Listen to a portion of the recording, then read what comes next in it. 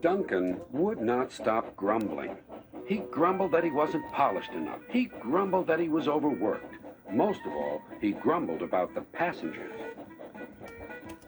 "I'm ashamed of you, Duncan," said Skarloey.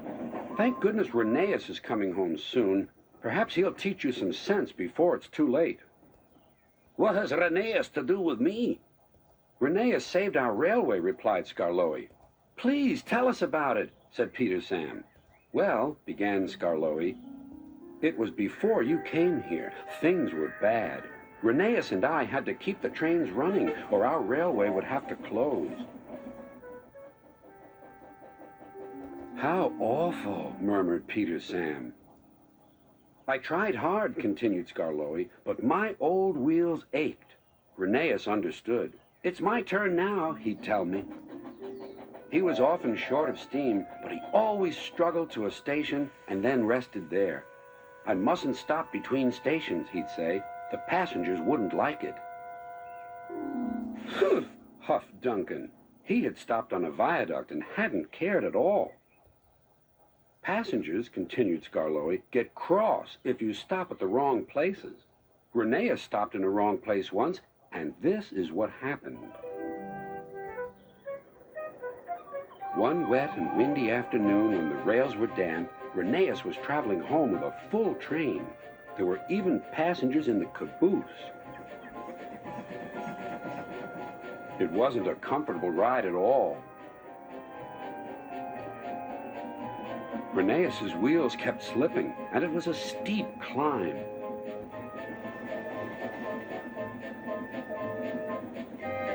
At last his wheels gripped the rails again. "The worst is over," he thought. "Now we're away."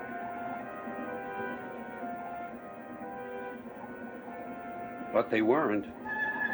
"I got a cramp," he groaned. And Rheneas stopped on the loneliest part of the line. His driver examined him carefully. "Your valve gear has jammed. We need to reach the next station.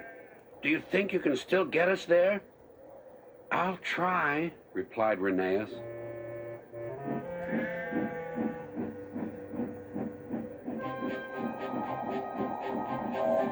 Rheneas did his best.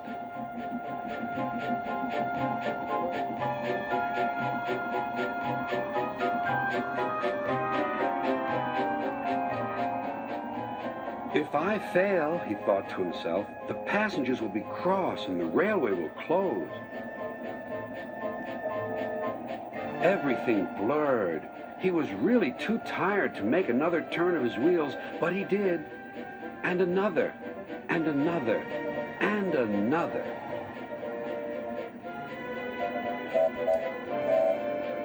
Finally, tired but triumphant, Rheneas reached the station. "I'm here at last," he wheezed. "Thank you for getting us home," said the passengers. "We'll tell all our friends what a fine railway this is." His driver was delighted. "You're a gallant little engine," he said to Rheneas. "When you're rested, we'll mend you, so you'll be ready for tomorrow." And, smiled Skarloey, Rheneas always was ready for tomorrow. "Thanks for telling us about him," whispered Duncan. "I was wrong. Passengers are important after all." The next day, Rheneas came home. All the engines were there to greet him. Edward pushed his truck to the siding, where he was lifted onto his rails. This was the signal for a chorus of whistles from engines large and small. Everyone was happy, and Rheneas was the happiest of all. "You know," he whispered to Skarloey, "this helps a little engine to feel that at last he has really come home."